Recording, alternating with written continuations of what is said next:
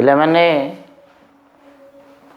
आज आमे गोटे नूतन विषय उपर आलोकपात करवा एवं ये शिक्षा सहित जदि जड़ित तथापि आमको ता विषय निश्चिंत भाव में ज्ञान हासिल करने को पड़ो। बालिका शिक्षा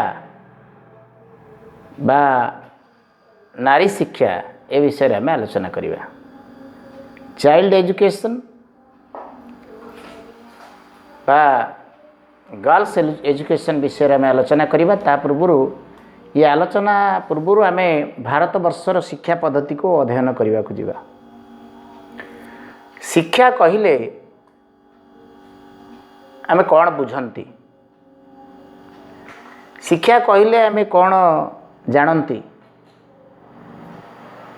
शिक्षार उत्पत्ति एडुकेयर शब्दरू आसी अच्छी जे कि ग्रीक भाषा लाटिन शब्द।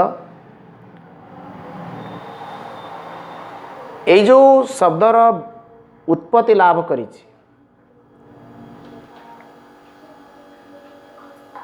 शिक्षा अर्थ ज्ञान, ज्ञान अर्थ आलोक आमे अन्य उपाय कहि परिबा।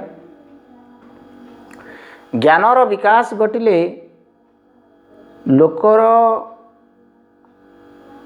निजको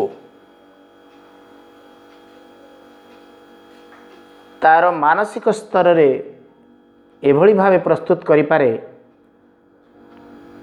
जेभली भाव में जड़े सभ्य मनुष्य समाज रे रहिबा पई उपयुक्त वातावरण से निजको जोगई दे पारे। भारतवर्षर शिक्षा जदि आम आलोचना करवा ये एक प्राचीन सभ्यता।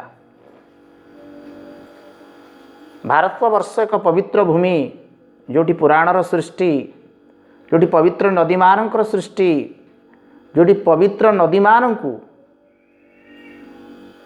आमर माँ रूपे विवेचना करा जाए, आमर भूमि की माँ रूपे विवेचना करा जाए। आमर पवित्र गंगा नदी हो, आमर जदि संस्कृत रे आमे आलोचना करिवा पदटीए कहिबा तो गंगाश्च यमुनेश्च नर्मदे सिंधु कावेरी जलेस्मिन् सन्निधिं कुरु।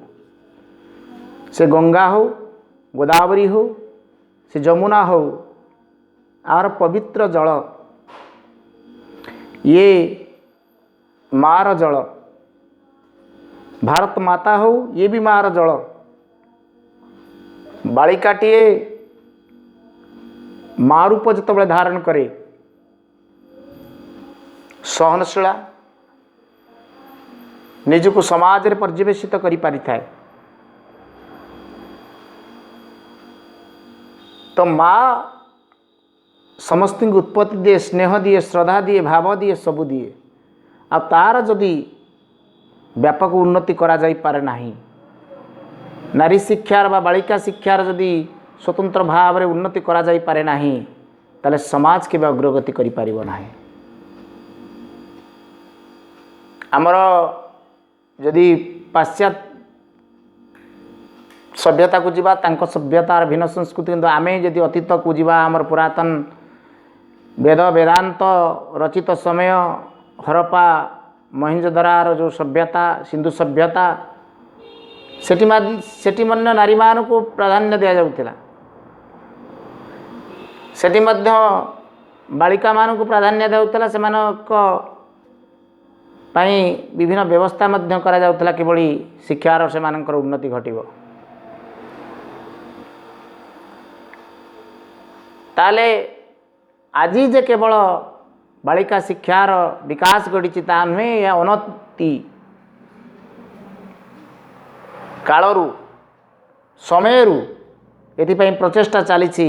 समय स्रोत रे विभिन्न परिवर्तन परिलिखित होइछि।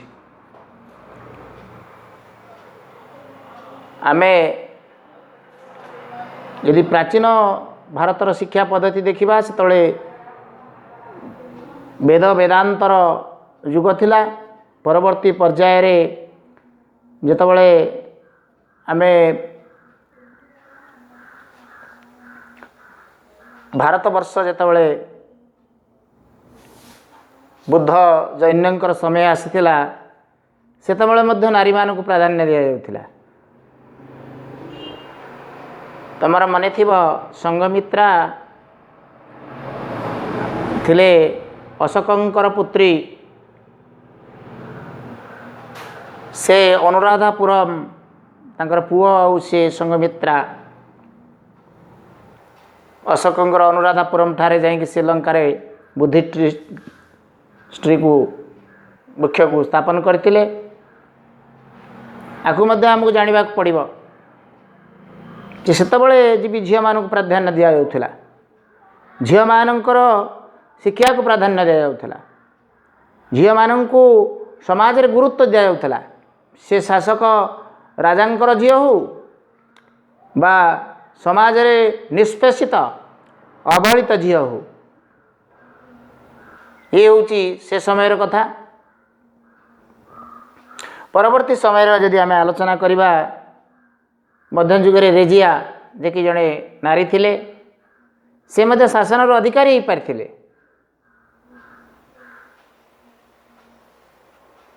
ତାପରେ ମୀରାବାଇ, ସେ ପରବର୍ତ୍ତୀ ପର୍ଯ୍ୟାୟରେ ମଧ୍ୟଯୁଗରେ ସଙ୍ଗୀତର ଆସରରେ ସେ ନିଜକୁ ସ୍ଥାପିତ କରିଥିଲେ। ସେତେବେଳେ ବିଶେଷ କରି ଚାଟଶାଳୀ ପାଠ୍ୟକ୍ରମ ମାଧ୍ୟମରେ ଶିକ୍ଷା ପର୍ଯ୍ୟବେସିତ ହୋଇଥିଲା ଓ ମୁସଲମାନଙ୍କ ପାଇଁ ମାଦ୍ରାସାର ବ୍ୟବସ୍ଥା ଥିଲା। ମଧ୍ୟଯୁଗ ପରେ ମୋଗଲଙ୍କ ପରେ ଭାରତବର୍ଷରେ ଏକ ନୂତନ ବଂଶର ନୂତନ ଶାସନର ଆବିର୍ଭାବ ଘଟିଲା। ସେ ହେଲା ଇଂରେଜ ଶାସନ। ଇଂରେଜ ଶାସନ 1757ରୁ ଆରମ୍ଭ ହେଲା। 1757ରୁ 1857 ସେଥିରେ ଆମେ ରାଣୀ ଲକ୍ଷ୍ମୀବାଈଙ୍କର ନାମ ଜାଣିଛନ୍ତି, ଯିଏକି ନିଜକୁ ପ୍ରତିପାଦନ କରିଥିଲେ ଭାରତବର୍ଷର ଇତିହାସରେ ସେ ନିଜକୁ ସ୍ଥାପିତ କରିଥିଲେ। ସମ୍ପୂର୍ଣ୍ଣ ଭାବରେ ସମସ୍ତଙ୍କୁ ଜଣାଇ ଦେଇଥିଲେ ଯେ ନାରୀ କେବେ ଅବଳା ନୁହଁ, ଦୁର୍ବଳା ନୁହଁ। ନାରୀର ଯଦି ମାନସିକତା ଅଛି, ନାରୀର ଯଦି ଆଗକୁ ବଢ଼ିବାର ପ୍ରୟାସ ଅଛି, ସେ ନିଶ୍ଚୟ ଦିନେ ନା ଦିନେ ସମାଜରେ ନିଜକୁ ପ୍ରତିଷ୍ଠିତ କରାଇପାରିବ, ପୁରୁଷମାନଙ୍କ ସହିତ ସମକକ୍ଷ ହୋଇପାରିବ। ଆଜି ଆମେ ଯଦି ଲକ୍ଷ୍ମୀବାଈ କଥା ଚିନ୍ତା କରିବା, ତାହେଲେ ସମ୍ପୂର୍ଣ୍ଣ ଭାବରେ ଆମେ ସେହି ନାରୀମାନଙ୍କର କଥା ମଧ୍ୟ ଆଲୋଚନା କରିବା।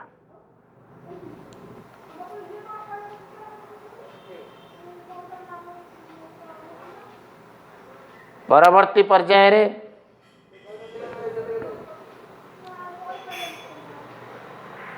ପର୍ଯ୍ୟାୟରେ ଆମେ ଯଦି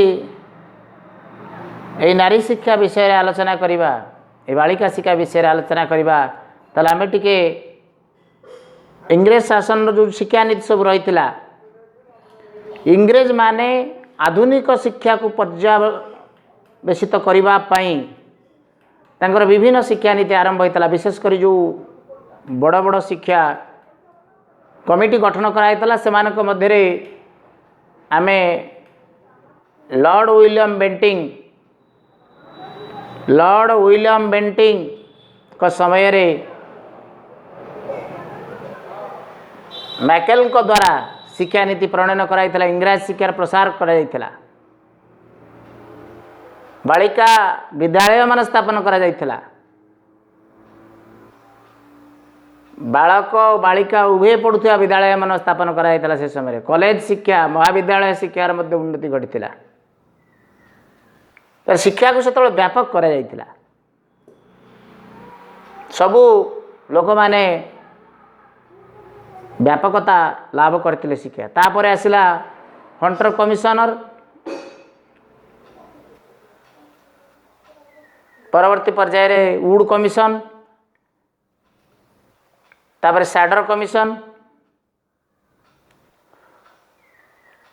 ତାପରେ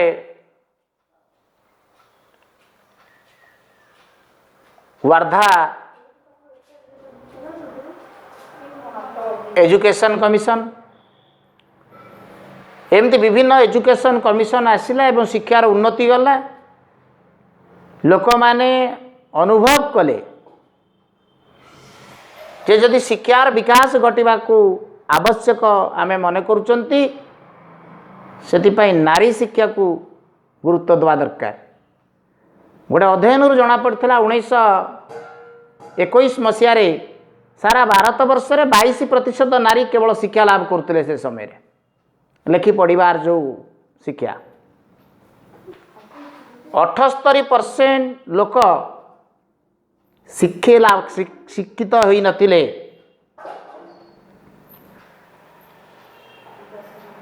तापरे धीरे धीरे धीरे धीरे जो व्यवस्था रे परिवर्तन घटिला धीरे धीरे धीरे धीरे परिवर्तन घटला बालिका शिक्षा को गुरुत्व दवा को पड़िला। भारत स्वाधीन होला 1947 मसीहा अगस्ट 15 तारीख तापर राधाकृष्ण कमिटी एजुकेशन कमिटी बसिला नारी मानू को व्यापकता से नारी बहु नारी आमर ओडिशार कथा हो रमादेवी हो मिनती महारणा हो एमती बहु व्यक्तित्व नारी व्यक्तित्व आविर्भाव से समय घटी रमादेवी नेतृत्व नहीं थिले बाहर छाड़ आंदोलन रमादेवी नेतृत्व नहीं थिले आईन अमान्य आंदोलन चारिआडे गोटे आंदोलन सृष्टि है नारी शिक्षार व्यापक तो है कटक ठारे गोटे बालिका स्कूल प्रतिष्ठा करा जाइथिला कटक ठारे बालिका स्कूल प्रतिष्ठा करा जाइथिला सरकार से समय रे समस्ते आमर आनिबसंत हंतु भारतीय स्तर रे से मध्य स्वाधीनता ध्यास देइथिले। लक्ष्मी सहगल आजाद हिंद फौजर नेतृत्व नहीं थिले सेनापति से थिले आजाद हिंद फौजर तो एमती भाव में नारी मानक भितर गोटे जागरण सृष्टि होता समाज गोटे परिवर्तन आसला ये परिवर्तन शिक्षा नीति जो जो मु कहली जो केते गुडा कमिटी कहली से साडर कमिटी हो हंटर कमिटी हो उड कमिटी हो मैकेल कमिटी हो यही कमिटी मानक द्वारा एमानक मध्य चिराचरित गोटे आंदोलन सृष्टि होता तो आंदोलन व्यापक रूप नेला तो विशेषकर आधुनिक जुगरे ये जो नारी माने धीरे धीरे शिक्षा कमिटी 1966 1952 मसीहा कमिटी जो आमर मुदालियार कमिटी होता तापरे 1965 रे आमर एजुकेशन पॉलिसी है तापरे पुणी 86 रे एजुकेशन पॉलिसी है वर्तमान 86 पर 2020 रे एजुकेशन पॉलिसी होती एजुकेशन पॉलिसी होती महात्मा गांधी जे कि फादर ऑफ नेशन से गोटे कथा कही morality begins from the family नैतिकता परिवार सृष्टि हुए परिवार कहले माँ को बुझाए माँ ही परिवार श्रेष्ठ अंग माँ बिना परिवार स्थिति नहीं बापा माँ पिला मानू नहीं परिवार सृष्टि ही पारे किंतु परिवार को ठीक भाव गढ़ी तोड़ार जो प्रयास माँ ही नहीं थाए से चिंता करा if mother is educated then the member will be educated soon माँ जदि शिक्षित थी पिला माने निश्चिंत शिक्षित हे परवर्ती पर्यायर आगामी भविष्य में आ मार जदि शिक्षा नपर पिला माने शिक्षित हो पारे ना तो ये गोटे कथा कहवाक चाहूँ जे किछि दिन तले लोक मानकर एमिति गोटे भावना आसिला जे पुत्र संतान ही सर्वश्रेष्ठ संतान आउ कन्या संतान आवश्यकता नहीं से यौतुक व्याधि हो से सामाजिक कलंक हो से हीन मान्यता हो बा कुसंस्कार हो ये भावना द्वारा लोक माने कौन कले ना बारंबार कन्या संतान को बध करने चेष्टा कले। पृथ्वी पृष्ठ को आसिया पूर्व से माने ताको पेट्रोल मारिदेले। गवर्नमेंट बा सरकार चिंता कले यदि एभली भावे कन्या संतान को ये समाज कलुषित समाज अंधविश्वासी समाज राक्षसी समाज जो रूपरे आज धारण होगा को जाऊँगी ताल आगामी दिन में आउ माँ सृष्टि हो पारिबेनी। आगामी दिन में समाज आउ सृष्टि हो पारिबो नाही। गोटाए पुओ रहिले समाज सृष्टि हो पारिबोनी। तेणुक माँ आवश्यकता रही कन्या संतान आवश्यकता रही। सरकार चिंता कले भ्रूण हत्या को बेआईन भाव घोषणा कले एवं डिक्टेशन करि परिबो नाही। गर्भाशय रे गर्भावस्था समय डिक्टेशन करि परिबो नाही लिंग को। जदि करिबो आईनगत अपराध जेल एवं जोरिमाना देवा पड़िबो सश्रम कारादंड दिया दिया। ताले बालिका शिक्षा केवल हम आमर तो मानसिकतार परिवर्तन घटिनी। आमर तो मानसिकतार परिवर्तन घटिनी। आम तो कौच पुत्रवती भव आशीर्वाद देला बेले अरे से पचार ये बसवा लोक मान पचारा शुणुवा लोक मान पचारा देखुवा लोक मान पचारा आम समस्ते पुत्रवती कहीं कन्यावती भव कहीं कहूना। आ बालिका शिक्षार कौन मु आलोचना करी आमर मानसिकता जे पर्यंत परिवर्तन है नहीं से पर्यंत आम केबे भी कहि परिबानी आम शिक्षा लाभ करवा आमर आगामी दिन सुखमय हम गोटे सुसमाज आम गठन करिपारिबानी कारण आमर हीनमान्यता मन रोचे आज पर्यंत आम से गोटे अंधविश्वास भावना आम जर्जरित किसी मात्रा परिवर्तन घटिला हुए तो आजिका समाज रे शिक्षार विकास फल कुसंस्कार परिवर्तन घटी एवं से कहुई संविधान धारा 45 रे कहुई जे 6 ରୁ 14 वर्ष पिला जो माने अछंती पिता माता एवं सरकार से राज्य सरकार हो केंद्र सरकार हो समस्त बाध्यतामूलक शिक्षा दवा दरकार मागणार दवा दरकार। जदि एथुरु कई वंचित करते से विपक्ष में आईनगत पदक्षेप ग्रहण करा दिबो।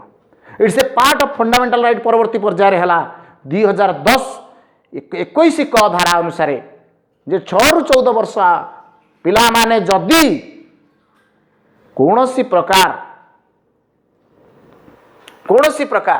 से जदि लिप्त रे 6 ରୁ 14 वर्ष तांको कौन प्रकार शोषण करा लिप्त कौन असामाजिक कार्य लिप्त करा पड़ो तो को दंड दिज्व एवं जो मैंने एभली परिवेश सृष्टि कर विरुद्ध कठोर कार्यानुष्ठान ग्रहण करा सरकार से अनुभव कले नारी मान को मुख्य स्रोत आने गोटा रिजर्वेशन कैटेगरी कले से प्रति वर्ग रे अन्य रिजर्वेशन थी पारे प्रति वर्ग रे 33% संरक्षण व्यवस्था करागला।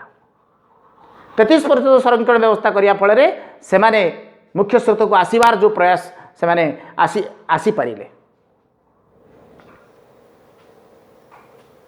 तापर कौन देखागला ना 33% पर केवल सेतिक नुह विजु पट्टनायक स्वर्गत विजु पट्टनायक जे भारत वर्षर जड़े वरिष्ठ नेता एवं ओडिशार गौरव सी नारी मान को 50% संरक्षण कले सीट संरक्षण कले स्थान संरक्षण कले पंचायत निर्वाचन रे नारी मान को 5 वर्ष रिलैक्सेशन दिगला विभिन्न क्षेत्र में जे से माने मुख्य स्रोत को आसवाई। आज नारी उन्नति पाई आम मार्च 8 तारिख दिन महिला दिवस पालन कर तो बालिका मान को केमिति आम उपयुक्त शिक्षा देवा बालिका मान को भल मंद बुझा केमिति आमर मानसिकता परिवर्तन घटे उपयुक्त शिक्षा शिक्षक आवश्यकता रही मोटिवेटेड शिक्षक दरकार मोटिवेटेड समाज दरकार मोटिवेटेड व्यवस्था दरकार जहाँकि आगू नब बहु आईन रही से आईन को कार्य करने आम पाखे इच्छा शक्तिर अभाव रही। मुझे कहबी जे सतत जागृति ही स्वाधीनतार रक्षा कवच external vigilance is the price of liberty. आमे जदि आखि बुझी कि सबू ठीक करछुती बेली आमे चिंता करिबा ताले बालिका शिक्षार केबे उन्नति हो पारिबनी, नारी शिक्षार केबे उन्नति हो पारिबनी। आमे ताको चिंता करिबा दरकार। आ से चिंता सेतबेले संभव हो पारिबो जेतबेले आमे वास्तविक मनोभावना रे कोनोसी कार्य करिबा चेष्टा करिबा। तेणु करी आज जो आलोचनाटे मो मो चैनल माध्यम कली जे ये आलोचनार विषय वस्तु होची जे वास्तव में give an opportunity to women, make them a scope to spread their knowledge, to spread their dignity, to spread their integrity, to spread their capability within the society. आ ये व्यवस्था जदि करिबा आमे निश्चिंत भाव रे आमे जेमती मातृशक्ति की पूजा करुछंती माँ लक्ष्मी भाव रे से मध्य आमर लक्ष्मी भाव में विवेचित हम। आगुरी कन्या सन्तान के घर को आसिले समस्त कहते लक्ष्मी टी आसी घर को। आज से मानसिकता को खोपाड़ी देवाक पड़ो, जो मानसिकता कहते जे पुत्र ही सबकि झील कि नुह, पुअर जहाँ सामान अधिकार रही झीर रही, संतान ही संतान, पुत्र आ कन्यारे कौन पार्थक्यता न थाए। तेणुक कन्या संतान जो अवहेलित न हो, जेमती समाजर मुख्य स्रोत से सब बड़े परिचालित हम, से राजनीतिक इच्छा शक्ति, सामाजिक उत्साह एवं अर्थनैतिक प्रोत्साहन निश्चिंत भाव आवश्यकता रही।